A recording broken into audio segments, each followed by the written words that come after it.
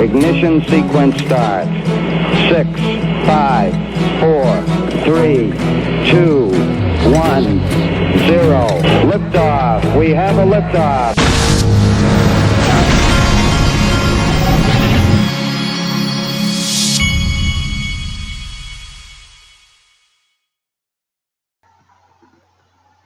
Hey everybody, this is the Digital Asset Investor.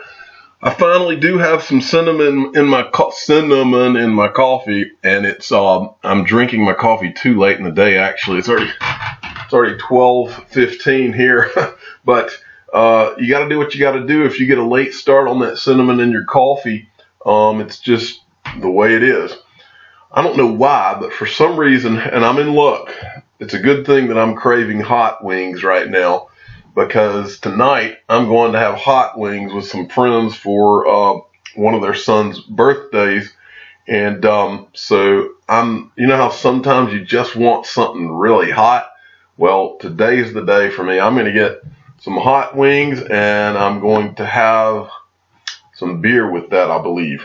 Also, I wanted to mention one other thing. I have a lot of people that ask me about, I talk about my sons and their baseball.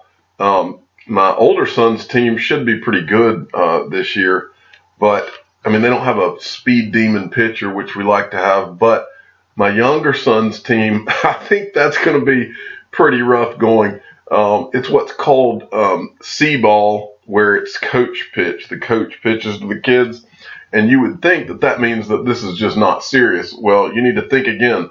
Little League is crazy serious. At least it is in Georgia, where I'm from, and the coach that we have seems to think that it'll be fun just to, the kids will just have fun. But what he doesn't realize is that the other coaches are just waiting to destroy us, stomp on us, run the score up, and laugh while they do it.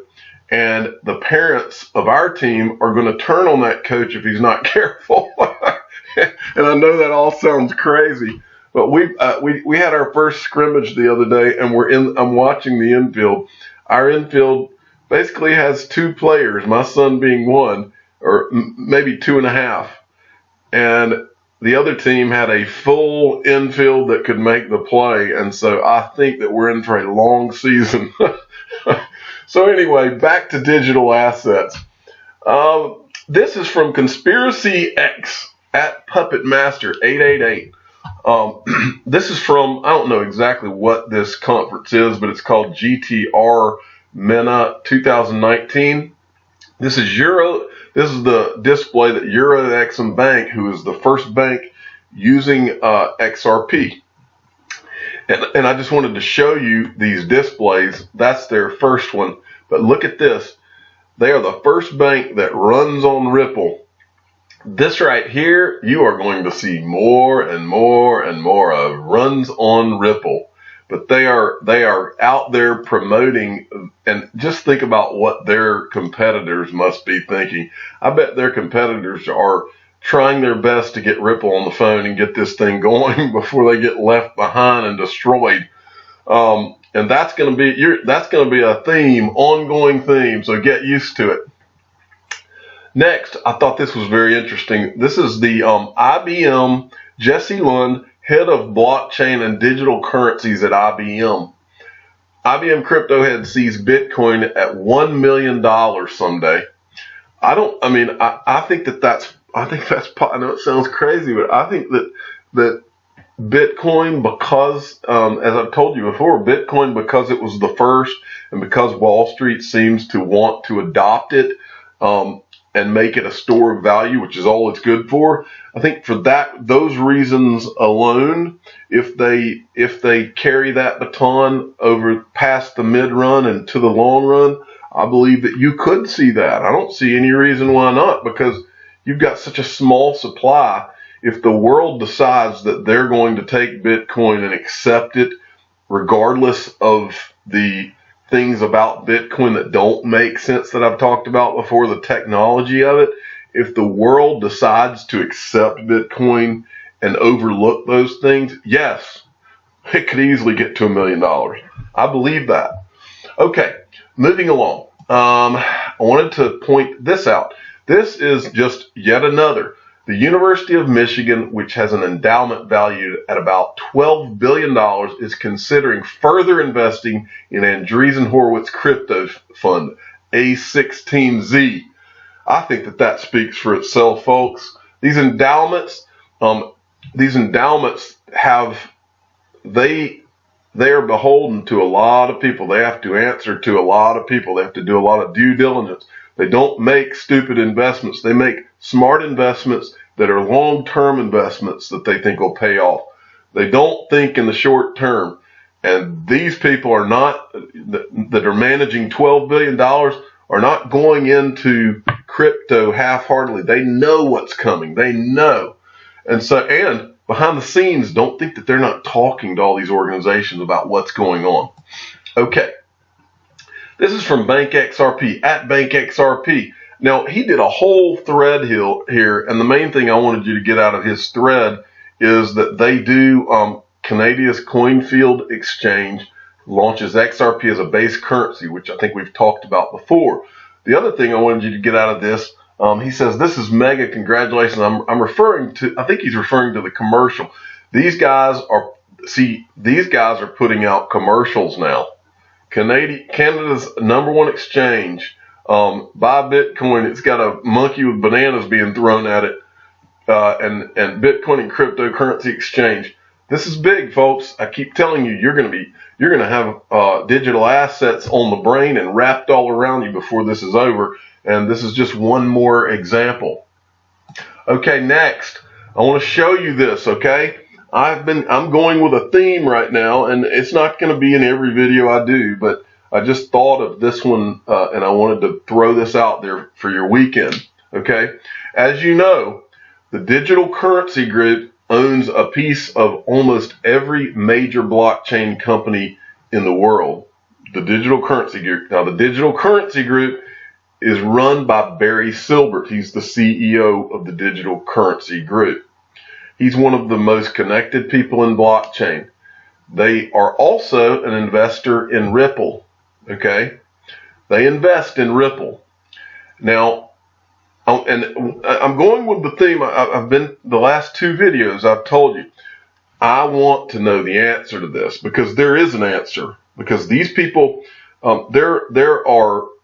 it's across the media, it's across the blockchain industry, and there's a common theme, and you'll see it over and over and over. And I've shown you several examples, and this is another one I'm about to show you. The common theme is, on the media, often, like very often, you will see them go out of their way not to mention Ripple. And when they bring it up, it's almost like a voodoo topic, and they move on very quickly. People who are very prominent people in this industry go out of their way to never bring up. You'll hear them talk about anything, Bitcoin, Ethereum, they'll talk about all of them. Very, very rarely do they bring up Ripple or XRP, and if they do, it's because they were asked. That is a common thing. It's not just me noticing this. Everybody notices it, and it's over and over and over. And it's also with investors in Ripple. People who have invested in Ripple who won't talk about XRP. It's the weirdest thing. Now look at this. Okay, follow me here. This is the Digital Currency Group. This is where it shows that they're invested in Ripple. This is a tweet in September of 2016 from Barry Silbert. Okay, if you go into his, I'm going to show you in a second, but if you go into his current Twitter feed from the last year or so, it will be very difficult for you to find him ever mention Ripple, XRP, for you to ever see him pass along an article. Think about all of the announcements that Ripple has had just over the last year. Think about how many great things have happened for Ripple, and then go through Barry Silbert's Twitter feed, who's an investor in Ripple. Go through his Twitter feed and try to find one thing where he says, "Congratulations, Ripple, great job. Congratulations on signing the new bank," or this pilot program, or never. You don't ever see him do it, and it's weird. It doesn't make any sense. That's why I'm showing you this. This is a tweet from back in 2016. I only show you this tweet. It's one of the rare tweets where he mentions Ripple and XRP. I only show you this tweet because it's far enough back. It's 2 years back. And the other reason I want to show it to you is because he is acknowledging in this tweet what you and I, it seems to be right in front of our face. We're like, this is the obvious. All this Bitcoin talk and Ethereum talk, all that is, yeah, okay, but XRP is so much bigger. Ripple is so much bigger of a thing. It's so obvious to us. It's obvious to anybody who really takes a look. This is one tweet. This guy tweets all the time. You will not see him bring up Ripple or XRP. He'll talk about it if asked. Same pattern, okay? But here he acknowledges it. Bitcoin, digital gold. Ripple, XRP equals Swift 2.0. Ethereum Classic equals gas from the internet. Zcash equals private transactions. Okay, now look at all of those digital assets. That's 4 digital assets he names.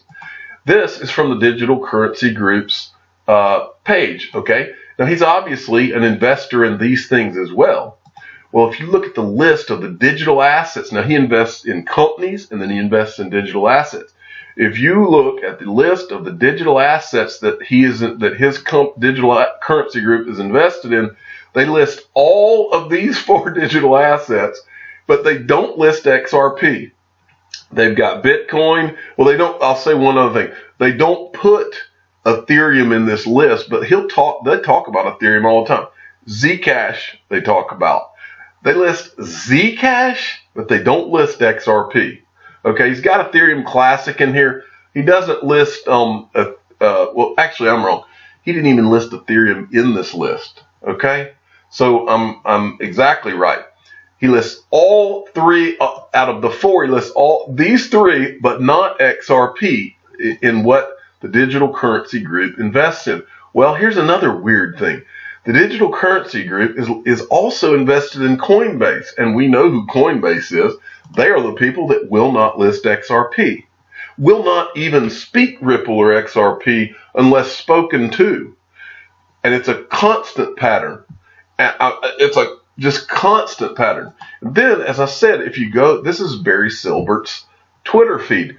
Go take you a look through this Twitter feed sometime, and you will see all sorts of articles where he's tweeting pro-Bitcoin articles. He's tweeting all sorts of things that will help to propel the knowledge of Bitcoin and what's going on with Bitcoin. But here's an Ethereum Classic thing he's tweeting. Here's a let's see. I'm going to find you another one just so I can go with this pattern. Indonesia officially recognizes Bitcoin as a commodity. All this great stuff for Bitcoin. Bitcoin investment firms saw biggest inflows from institutional. But you will not see anything about Ripple in this list. And there's a reason. I don't know what the reason is.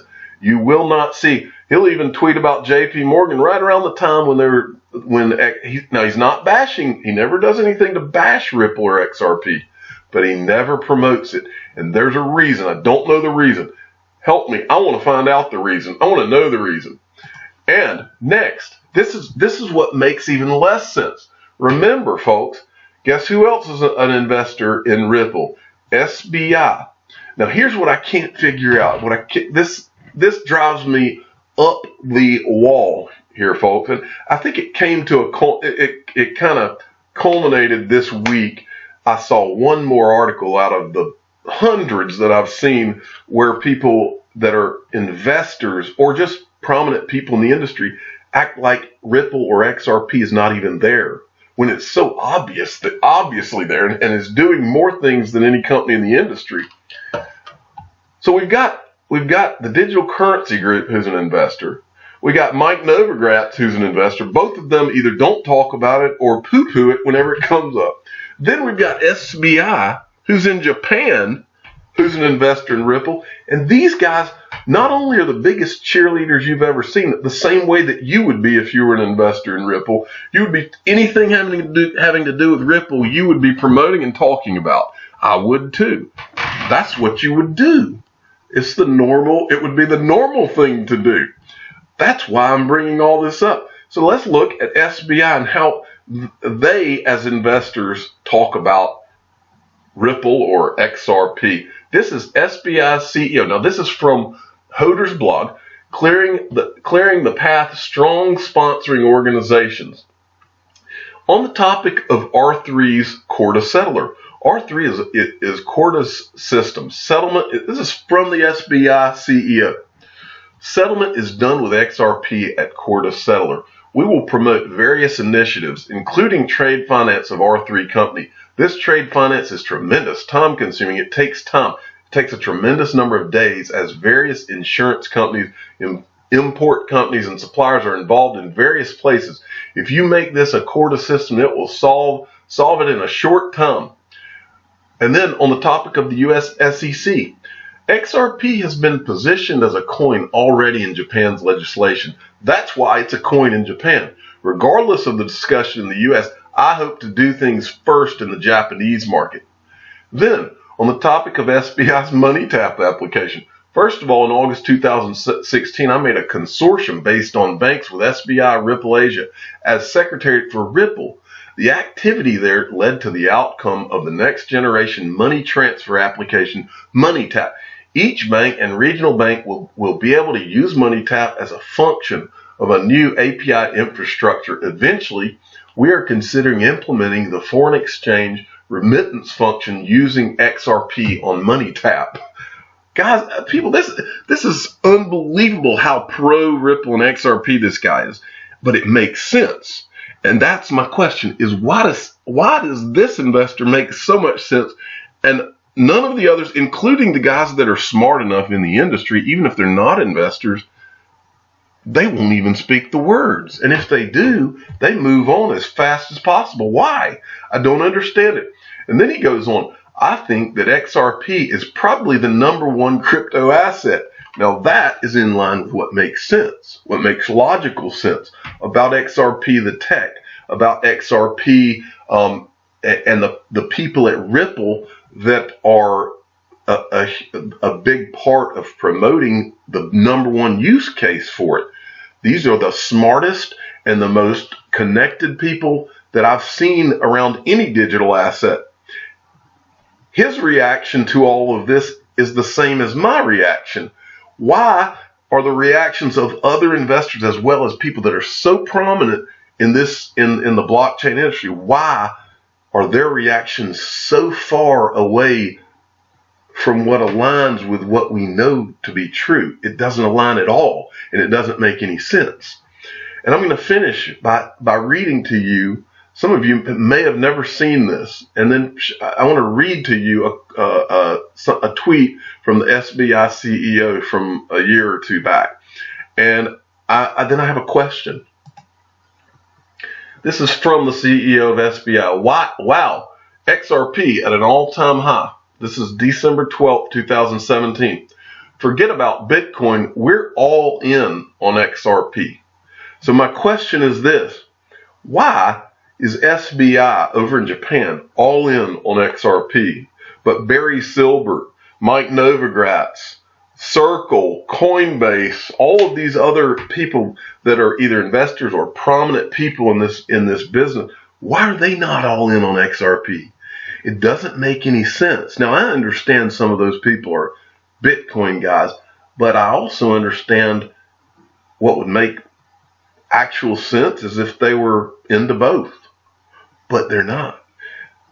Why is SBI all in and Barry Silbert not all in, and Mike Novogratz not all in, and Tim Draper not all in? Why are these people not all in?